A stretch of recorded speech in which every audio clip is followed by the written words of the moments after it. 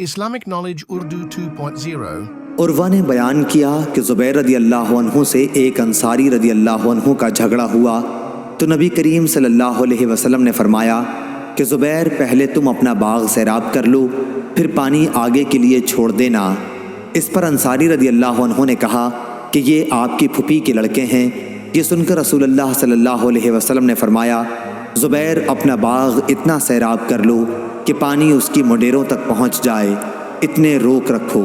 زبیر رضی اللہ عنہ نے کہا کہ میرا گمان ہے کہ یہ آیت ہرگز نہیں، تیرے رب کی قسم یہ لوگ اس وقت تک مومن نہیں ہوں گے جب تک آپ کو اپنے تمام اختلافات میں حکم نہ تسلیم کر لیں۔ اسی باب میں نازل ہوئی ہے۔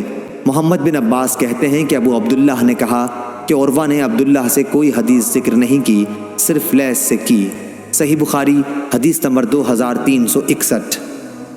عروہ بن زبیر رضی اللہ عنہ نے بیان کیا کہ ایک انصاری مرد نے زبیر رضی اللہ عنہ سے حرہ ندی کے بارے میں، جس سے کھجوروں کے باغ سیراب ہوا کرتے تھے، جھگڑا کیا۔ رسول اللہ صلی اللہ علیہ وسلم نے فرمایا زبیر تم سیراب کر لو، پھر اپنے پڑوسی بھائی کے لیے جلد پانی چھوڑ دینا۔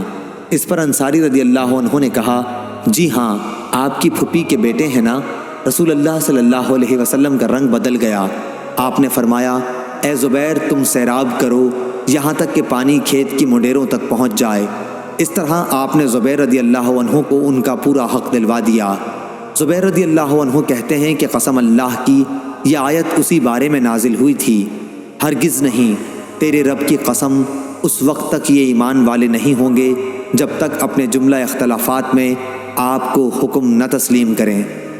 ابن شہاب نے کہا کہ انصار اور تمام لوگوں نے اس کے بعد نبی کریم صلی اللہ علیہ وسلم کے اس ارشاد کی بنا پر کہ سیراب کرو اور پھر اس وقت تک رک جاؤ جب تک پانی منڈیروں تک نہ پہنچ جائے، ایک اندازہ لگایا، یعنی پانی ٹخنوں تک بھر جائے۔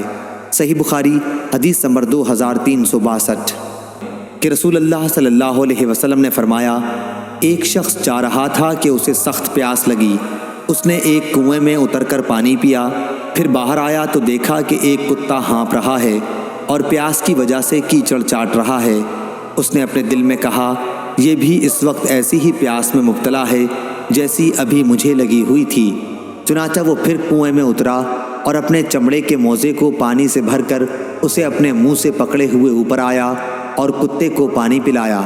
اللہ تعالیٰ نے اس کے اس کام کو قبول کیا اور اس کی مغفرت فرمائی۔ صحابہ رضی اللہ عنہم نے عرض کیا یا رسول اللہ صلی اللہ علیہ وسلم کیا ہمیں چوپاؤں پر بھی اجر ملے گا؟ آپ نے فرمایا ہر جاندار میں ثواب ہے۔ اس روایت کی مطابقت حماد بن سلمہ اور ربیع بن مسلم نے محمد بن زیاد سے کی ہے۔ صحیح بخاری حدیث نمبر 2363 کہ نبی کریم صلی اللہ علیہ وسلم نے ایک دفعہ سورج گرہن کی نماز پڑھی، پھر فرمایا ابھی ابھی دوزخ مجھ سے اتنی قریب آ گئی تھی کہ میں نے چونک کر کہا اے رب کیا میں بھی انہی میں سے ہوں؟ اتنے میں دوزخ میں میری نظر ایک عورت پر پڑی۔ اسما رضی اللہ عنہا نے بیان کیا مجھے یاد ہے کہ آن حضرت صلی اللہ علیہ وسلم نے فرمایا تھا کہ اس عورت کو ایک بلی نوچ رہی تھی۔ آپ نے دریافت فرمایا کہ اس پر اس عذاب کی کیا وجہ ہے؟ آپ کے ساتھ والے فرشتوں نے کہا کہ اس عورت نے اس بلی کو اتنی دیر تک باندھے رکھا کہ وہ بھوک کے مارے مر گئی۔ صحیح بخاری حدیث نمبر 2364 کہ رسول اللہ صلی اللہ علیہ وسلم نے فرمایا ایک عورت کو عذاب ایک بلی کی وجہ سے ہوا جسے اس نے اتنی دیر تک باندھے رکھا تھا کہ وہ بھوک کی وجہ سے مر گئی، اور وہ عورت اسی وجہ سے دوزخ میں داخل ہوئی۔